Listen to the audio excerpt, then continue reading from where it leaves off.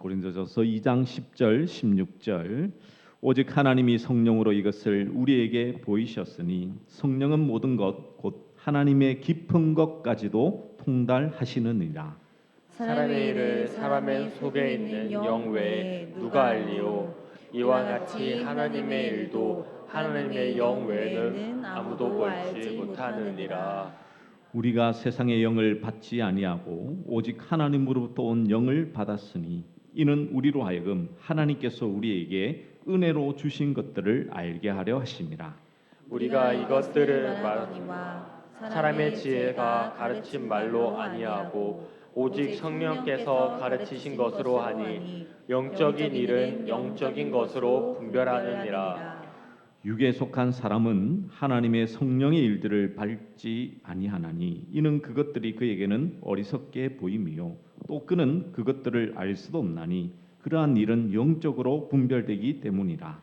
신령한 자는 모든 것을 판단하나 자기는 아무에게도 판단을 받지 아니하느니라.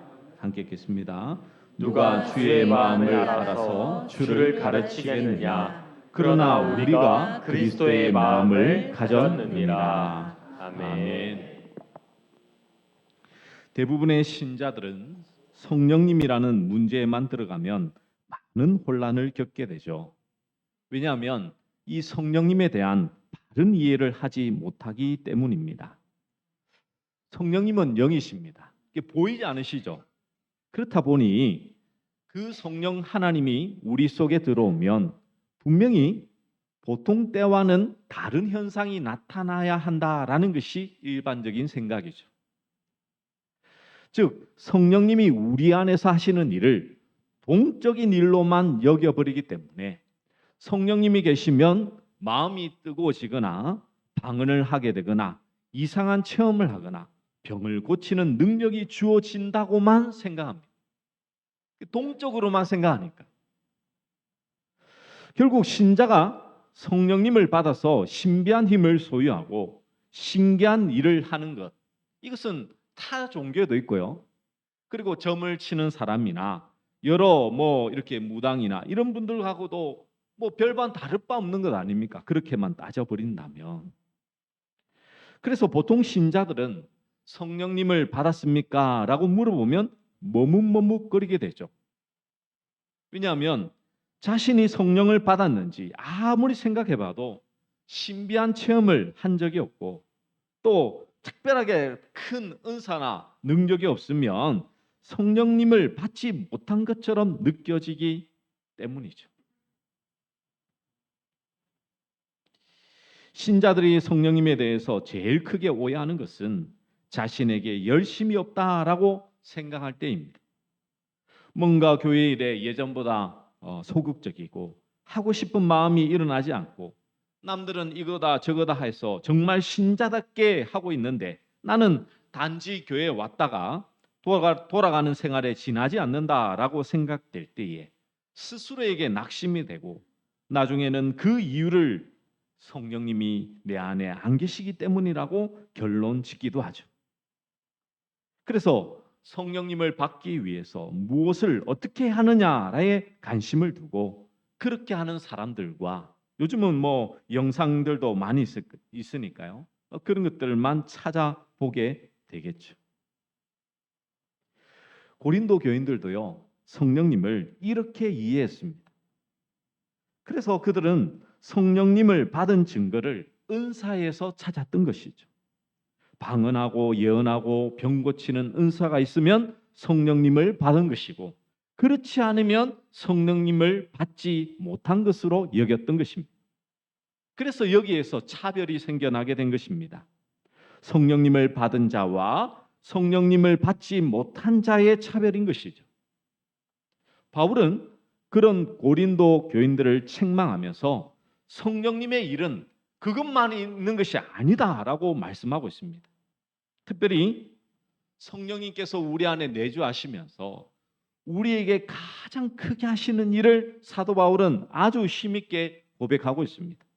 오늘 본문의 12절 말씀을 우리 함께 같이 한번 읽어볼까요? 함께 읽겠습니다. 시작. 우리가 세상의 영을 받지 아니하고 오직 하나님으로부터 온 영을 받았으니 이는 우리로 하여금 하나님께서 우리에게 은혜로 주신 것들을 알게 하려 하심이라. 아멘. 네. 성령님께서 우리 안에서 하시는 그 일 중에 하나가 무엇이라고요? 하나님께서 우리에게 은혜로 주신 것이 무엇인가를 깨닫도록 한다는 것입니다.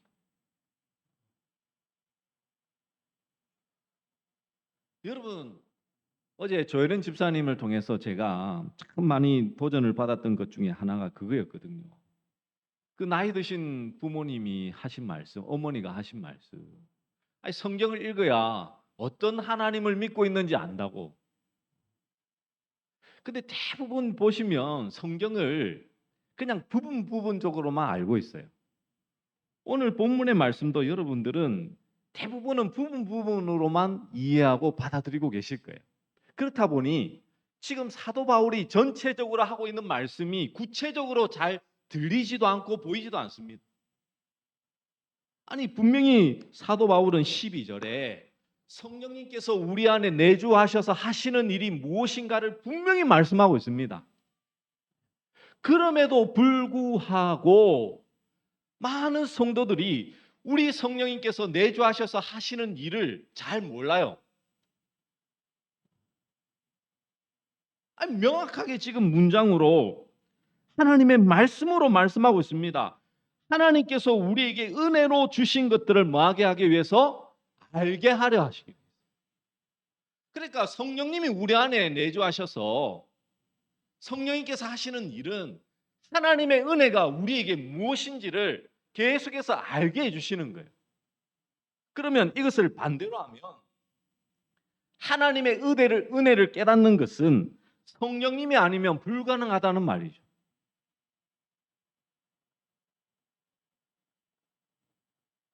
여러분, 은혜라는 것은 값없이 주는 거예요. 하나님께서 우리 가운데 은혜로 역사하신다. 이것은요, 성령 하나님이 아니고서는 깨닫지 못합니다. 이 우연히 재수가 좋아서 내가 어떤 일을 많이 해서 내가 이렇게 하나님을 섬기니까 이렇게 해 주시더라. 그거는 은혜가 아니죠.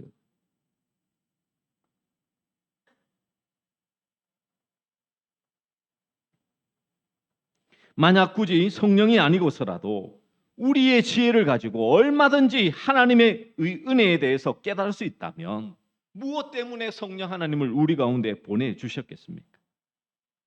따라서 성령을 받은 자와 성령님을 받지 않은 자를 구분하는 그 기준은요, 은사에 있는 것이 아닙니다.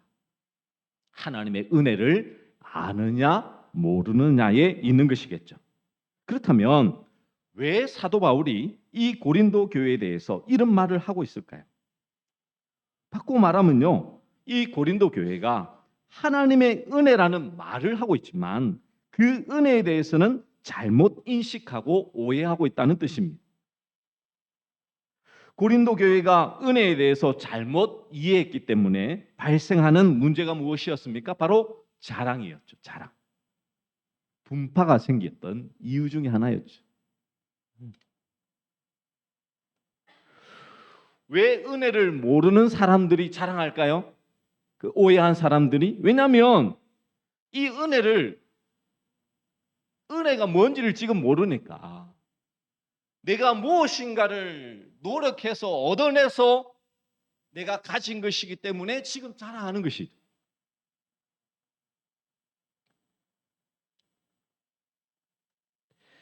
여러분, 우리들에게 특별하게 하나님께서 은사로 주시는 경우들이 있지만 그것을 내가 어떻게 이루어서 행하는 것이라고 자랑하는 순간 그것은요, 하나님의 역사는 사라지게 되어 있습니다. 근데 하나님은요, 은사와 부르심에는 후회하심이 없거든요. 그러다 보니 은사가 많이 나타나는 사람들이 하나님이 떠난지도 모르고 사용하지만 자신이 드러나고 자신을 자랑하는 순간 그것은 하나님의 손에서 떠나게 됩니다.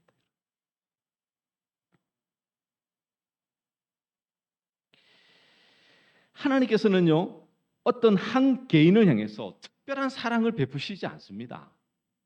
이걸 여러분 잘 이해하셔야 돼요. 하나님께서는 택한 자에게만 베풀어 주시는 은혜가 있죠. 그것은 바로 그리스도를 알게 하는 은혜인 것입니다. 하나님께로부터 부름받은 자에게 주어지는 특별한 은혜인 것이죠. 그런데 하나님께서 부름받은 자들에게 특별히 골라내어서 은혜를 따로 주시지 않습니다.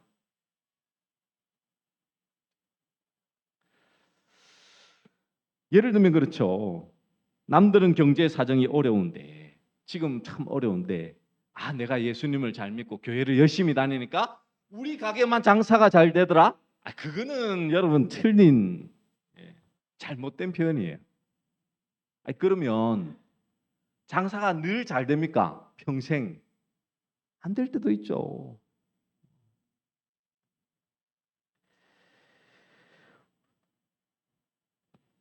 인생의 부모는요, 많은 자녀들 가운데에 말 잘 듣는 순종하는 자녀에게 특별히 떡 하나 더 줄 수도 있어요. 미운 사람에게 떡 하나 더 주지만 부모님들은 말 잘 듣는 부모에게 좀 이렇게 아들에게 막 이렇게 딸에게 더 이렇게 찔러 주죠. 막 이렇게 하면서 챙겨도 주고. 근데 하나님은 그러신 분이 아니에요. 아니 공평하신 하나님 찬양을 하면 뭐 합니까? 여러분의 입술의 고백에서는 늘 차별하신 하나님으로 생각하고 있는데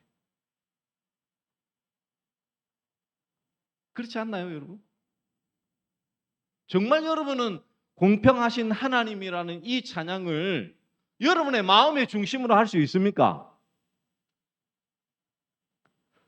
이 찬양을 진심으로 한다면 여러분 안에는 뭐가 해야 되냐면 아무런 차별이 없어야 돼요.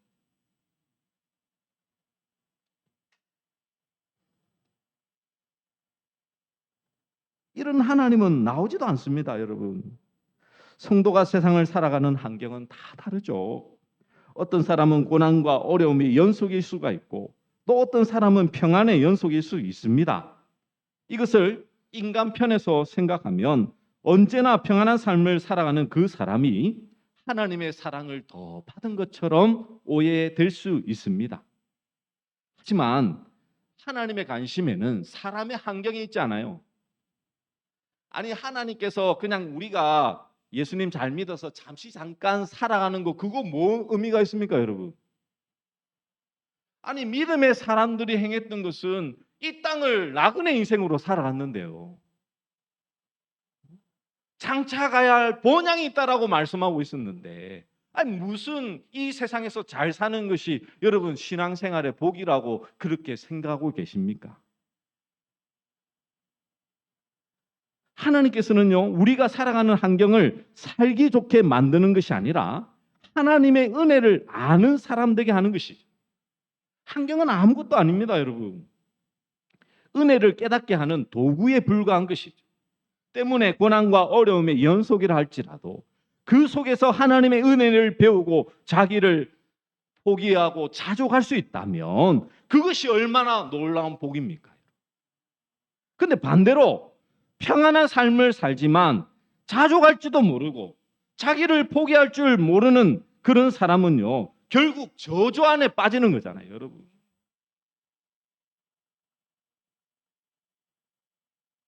그래서 이스라엘 백성들이 메추라기 고기를 구하고 그 고기를 씹어가지고 삼키지도 못하는데 죽었던 이유가 무엇입니까, 여러분? 우리는 이 세상에서 누리는 그 모든 것들이 복이라고 생각하지만 그것이 오히려 사망일 수 있다는 것을 그것을 통해서 보여주고 계시잖아요, 여러분.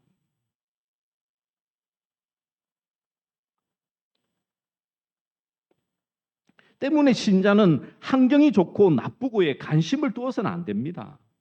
오직 관심을 둬야 되는 것은 오늘 말씀처럼 하나님의 은혜를 아는 자로서 살아가는 것에 우리의 가장 중요한 어떻게 보면 우리 신앙생활에 있어서 가장 중심이 되어야 되는 것이겠죠. 바로 이런 사람이 성령님이 함께하는 사람의 모습인 것입니다. 그래서 육에 속한 자와 이제 이후에 나오는 말씀에 보면 육에 속한 자와 영에 속한 자의 차이에 대해서 말씀하고 있는데요. 이것은 무엇에 관심을 두느냐에 있는 것이죠. 그렇습니다. 영에 속한 자는 하나님께서 주신 그 은혜에 관심을 두고 살겠죠. 그런데 육에 속한 자는 모든 것을 자신의 지식으로 이해해버리기 때문에 자기를 벗어나지 못하는 것입니다. 따라서 은혜를 생각할 때도 자기에게 도와주는 은혜로만 생각하는 것입니다. 그러니까 내게 덕이 돼야지만, 플러스가 돼야지만, 뭔가 내게 유익이 있어야지만, 아, 이거 나에게 복이야, 그렇게 생각한다는 것이죠. 이런 사람들은 하나님의 은혜가 무엇인가를 말해도 그것을 미련하게만 보는 것입니다. 인간을 도와주지 않는 은혜란 있을 수 없다라고 주장하죠. 그러면서 끝까지 자기를 도와주고 지켜주는 하나님만을 고집하고 있습니다. 그런데 이것은 성령님이 아니고서는 깨달을 수 없는 거예요. 깨달을 수.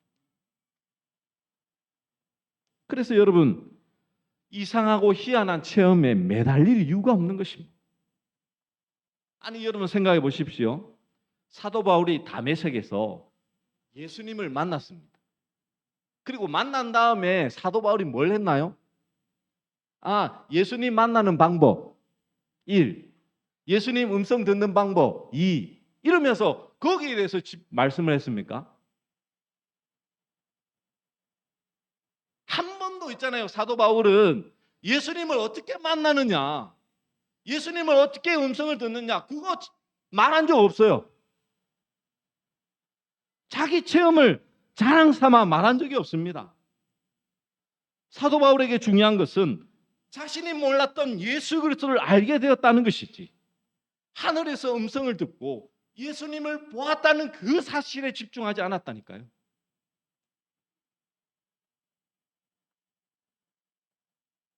그런데 우리는, 아니 왜 이 시대는 이 사도 바울도 하지 않았던 그 일들을 자신을 막 이렇게 드러내면서 자랑하면서 그것이 신앙의 우월성인 것처럼 그렇게 말하고 있냐고요.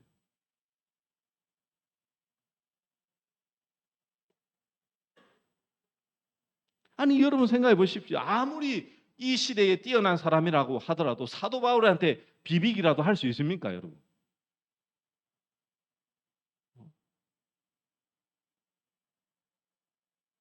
아무리 지금 제가 따져봐도요, 없어요. 사도 바울만큼 이 신앙에 있어서 정확하고 명확하고 정말 지식이나 모든 면에서 탁월한 사람은 없습니다. 근데 그 사람이 고백한 게 뭐였어요? 나는 죄인 중에 개수라. 그게 바로 영의 사람의 모습이지 않습니까? 하나님의 은혜를 알게 되는 것은요, 인간의 힘으로는 불가능한 것입니다. 그래서 하나님의 은혜를 알 때 그것을 성령님이 함께 한 것이라고 하는 것이죠. 그리고 성령님이 함께한 자들이 모인 것을 교회라고 하는 것입니다. 그렇다면 교회가 분쟁이 없고 다툼이 없어야 되는 것은 당연한 것이겠죠. 하나님의 은혜만을 주장하는 사람들이 무엇을 가지고 다투고 자랑하면서 경쟁을 하겠습니까? 이것은 육에 속한 자들에게서 보여주는 것이겠죠. 그렇다면 우리가 생각할 것을, 왜 사도 바울은 육에 속한 사람과 영에 속한 사람을 구분해서 말하고 있냐는 것입니다. 누군가에게요, 당신은 육에 속한 사람입니다 라고 말하면 불쾌감이 들겠죠. 왜? 육에 속한 사람의 의미가 무엇인지를 정확하게 이해를 못하실 거예요. 그럼에도 불구하고 신자는 육에 속한 사람이 아니다라는 그 명제에 딱 사로잡혀 있는 것이죠. 우리는 영에 속한 사람, 육은 아니야. 근데 여러분 잘 보십시오. 사도 바울은 이 고린도 교회를 향해서 1장에 보시면 뭐라고 표현하고 있냐면 이 고린도 성도들 향해서 너희들 성도 아니야 라고 말한 적 한 번도 없습니다. 그들을 향해서 거룩한 성도라고 말씀하고 있습니다. 교회로 인정하고 있다니까요. 그런데 그 이후에는 다르게 표현하고 있는 것이죠. 그러면 이제 우리가 생각해 볼 것이 있습니다. 아니 그러면 영에 속한 사람과 육에 속한 사람을 우리가 어떻게 구분하고 어떻게 알아야 될까요? 이해를 해야 될까요?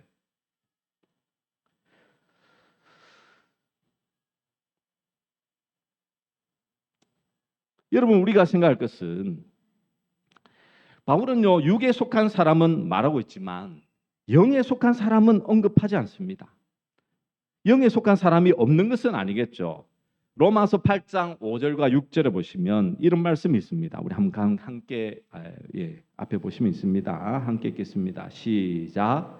육신을 따르는 자는 육신의 일을, 영을 따르는 자는 영의 일을 생각하나니 육신의 생각은 사망이요 영의 생각은 생명과 평안이니라. 아멘. 사도 바울은 인간을 육신과 영으로 구분하여 말씀하고 있죠. 따라서 육에 속한 자와 함께 영에 속한 자가 있는 것이고 영에 속한 그들은 고린도전서 15장 48절에 보시면 무릇 흙에 속한 자들은 저 흙에 속한 자와 같고 무릇 하늘에 속한 자들은 저 하늘에 속한 이와 같으니라고 말씀하는 것처럼 하늘에 속한 것으로 표현하고 있습니다. 그런데 여기서 생각할 것은 신자 또한 육에 속한 자였죠.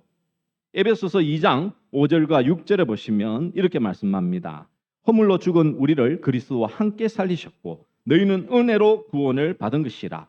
또 함께 일으키사 그리스도 예수 안에서 함께 하늘에 앉히시니라고 말씀하고 있습니다. 신자도 그 이전에는 본질상은 진노의 자녀이고 죽은 자였죠. 다른 말로 표현하면 육에 속한 자인 것입니다. 로마서 5장 10절에 보시면 곧 우리가 원수 되었을 때 그의 아들의 죽으심으로 말미암아 하나님과 화목하게 되었은즉 화목하게 된 자로서는 더욱 그의 살아나심으로 말미암아 구원을 받을 것이니라. 여기에서도 그리스도께서 죽으시고 부활하심으로 우리를 구원하신 모든 일이 우리가 하나님과 원수 되었을 때에 즉 하나님의 저주 아래 있을 때 이루어진 일이라고 말씀하고 있죠. 따라서 신자는 죽은 자에서 산 자가 된 것이고 흙에 속한 자로서 하늘에 속한 자의 신분을 얻은 것이며 육신에 속한 사람에서 영에 속한 사람이 된 것입니다. 이것을 존재의 변화, 신분의 변화라고 말하는데요. 오직 예수 그리스도의 죽으심과 부활로 우리에게 주어진 하나님의 은혜인 것이죠. 그런데 육신에 속한 사람에게 영에 속한 사람이 되어라 라는 말이 가능할까요? 이거는 당연히 불가능한 말입니다. 왜? 영에 속하게 되는 것은 사람이 결정하는 게 아니거든요. 하나님이 선택한 자에게 주어지는 은혜의 역사요 사건이기 때문이죠. 그러면 왜 사도 바울은 육신에 속한 사람이라고 이 고린도 교회를 향해서 말씀하고 있을까요? 분명히 거룩한 성도라고 지칭했는데 그들은 하나님의 백성이요 하나님의 속한 자라고 말하고 있는데 왜 그들을 향해서 이 육신에 속한 사람이라고 말씀하고 있는 것입니다.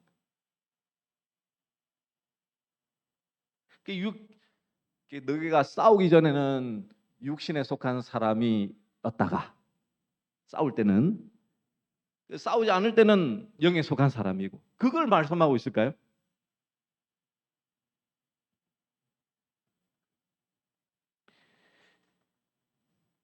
그들은 어떻게 보면 육에 속한 사람으로서 특정 사람에게 속한 것을 자랑으로 여겼고 그로 인해서 분쟁과 분파가 있었으며 여러 가지 문제가 있었죠. 다시 말해서 육신에 속한 사람에게 어울리는 모습들이 거룩한 성도인 교회에서 이렇게 나타나고 있는 것입니다.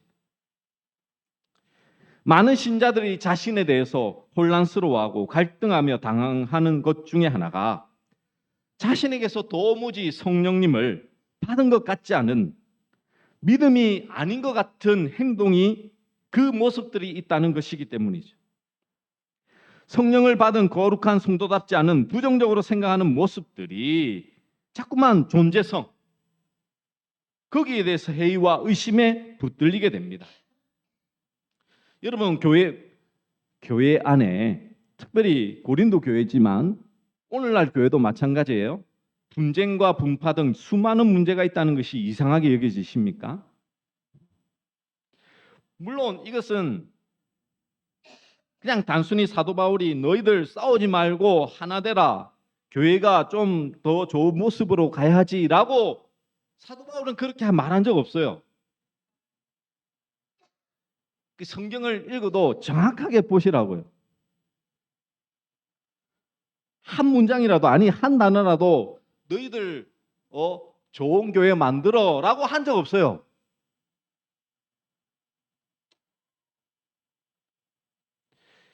인간의 본질은 죄에 속한 자이고 죽음의 존재였습니다.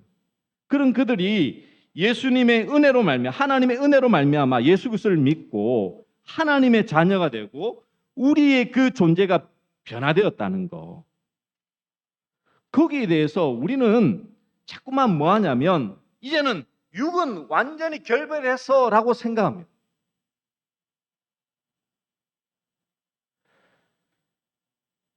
그래서 영에 속했다는 것은 육에 속한 자로부터 나왔다라는 것을 이걸 아예 막 생각지도 않아요. 이제는 앞으로 이 육은 아니야. 결별했어. 근데 현실에서는 어떻습니까? 전혀 다른 모습이 나타나죠. 이 고린도 교회처럼 그런 모습들이 우리 안에서 얼마나 불쑥불쑥 나타나고 있습니까? 그러니까 아직 성령을 받지 못한 것은 아닌가? 아직 성령님의 다스림을 경험하지 못한 것 아니냐라고 생각하고 있는 것이죠. 근데 여러분 생각할 것은 이런 문제가 있다고 해서 아무런 이상하게 생각하실 필요가 없습니다. 물론 이 분쟁이나 이 분파에 대해서 좀 더 생각을 해봐야 되겠지만 좀 여러분이 알고 있는 것처럼 그냥 그렇게 이해를 하시면서 들으시면 되겠어요. 여러분, 신자가 성령을 받았고 하나님의 부르심을 받아 거룩한 성도로 여김을 받았지만 육에 속한 자라는 본래의 본성은 그대로입니다. 그렇기 때문에 항상 자신에게서 육의 모습이 드러나는 것을 목격하고 확인할 수밖에 없는 것이죠. 이게 바로 고린도 교회고 우리 신자된 우리의 모습입니다. 아니 여러분 생각해 보세요. 고린도 교회만을 향한 하나님의 말씀이라면 이건 말씀이 우리에게 있을 이유가 없어요. 여러분은 성경 말씀을 읽을 때 자꾸 나는 접어두고 나는 이 하나님의 은혜가 충만하고 능력이 많다라고 생각하고 읽으면 이거 아무런 역사가 없죠. 왜 하나님께서 고린도 교회를 향한 편지를 우리 오늘 이 시대를 살아가는 우리들에게 말씀하고 있을까요?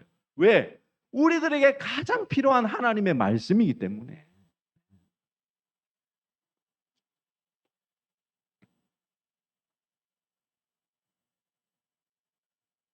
그래서 사도 바울은요, 교회의 문제, 그냥 단순히 교회를 막 아름답게 문제가 없는 것 이것으로만 생각하는 것이 아니라 그 문제를 바라보는 시각이 무엇인가가 중요하다라는 것을 말씀하고 있죠. 그게 뭐냐면 13절 말씀입니다. 오늘 본문에.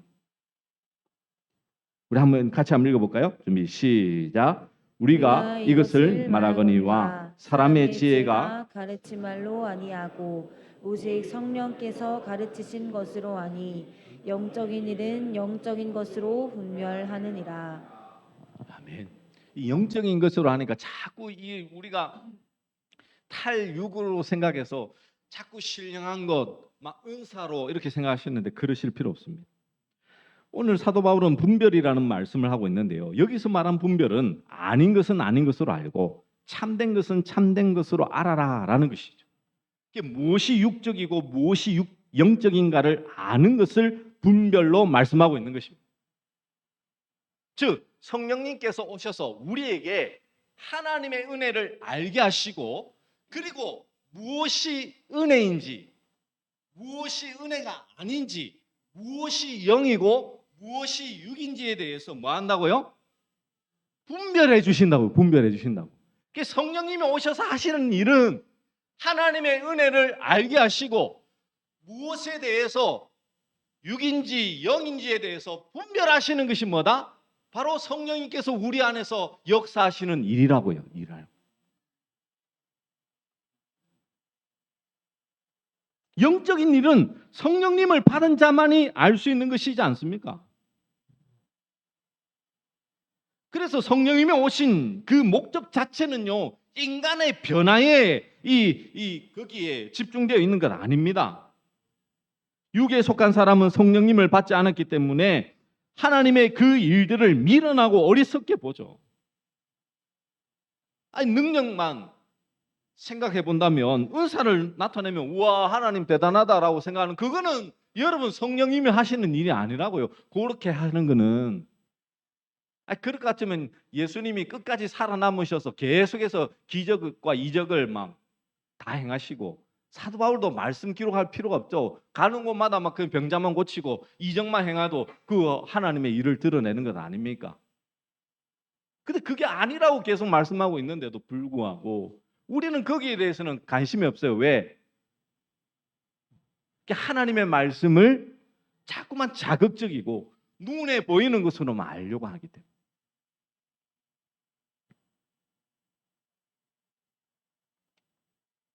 그러면 이 마지막으로 이런 의문이 생길 수 있습니다. 아니, 고린도 교회가 성령을 받았다면서 왜 하나님의 영적인 일을 분별하지 못하고 육의 속성에서 나타나는 자신들의 모습을 알지 못할까라고 말할 수 있는 것이죠. 근데 여러분 잘 보시면 우리는 성령님을 받았다고 해서 우리 성령님이 우리의 지식이나 우리의 인격이나 모든 것을 확 뒤바뀌시는 분이 아니시잖아요.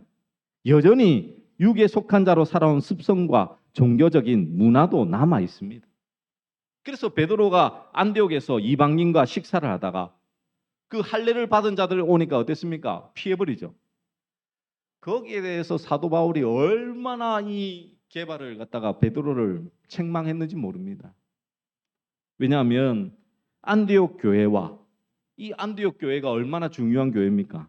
이 바나바까지 외식에 빠질까봐 얼마나 참 책망을 했습니다. 베드로가 성령님을 받았고 어떻게 보면 제자들 중에 수장이었지만 이 유대교 전통과 여러 생각에서 벗어나지 못하고 있습니다. 그러므로 성령님을 받았다고 해서 즉시로 기존의 습성이나 지식과 삶의 변화가 있게 되는 것은 결코 아닙니다. 신자는 성령님으로 인해서 기존의 삶에 대한 갈등이 있게 되고 생각하고 고민하는 가운데에 알게 되는 것이죠. 흔히 말하면 믿어지게 되는 것이죠. 그토록 이해 안 되고 나 이건 도저히 나는 내 생각으로 안 받아들이면 난 보지 못하면 못 믿겠어 하는데 그것이 믿겨지고 그것 가운데서 정말 하나님의 사랑과 은혜를 알게 되는 것, 그게 진정한 하나님의 복이지 않습니까? 그래서 우리는 육에 속한 사람은 영적인 일을 분별하지 못하니까 우리는 영의 사람이 됩시다. 이거는 어떻게 보면 지금 사도 바울이 말씀하고 있는 바와 거꾸로 가고 있는 거예요. 우리가 해야 될 일은 뭐 해야 되는 것입니까? 다시금 십자가의 자리로, 내 능력이 내 것이 아니라는 그 십자가의 자리로 가야지만 참된 영의 것을 분별할 수 있게 된다라는 것, 그걸 지금 사도 바울이 말씀하고 있는 겁니다.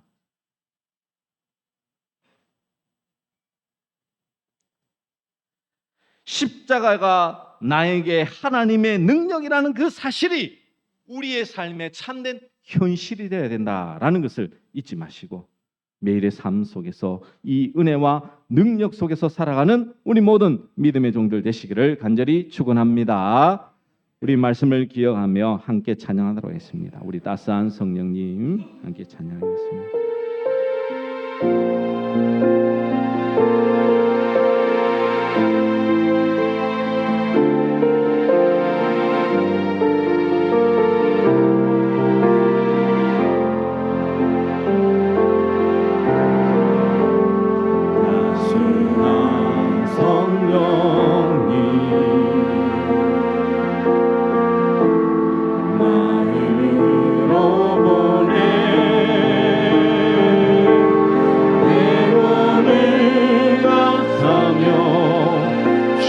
쉬는 평안함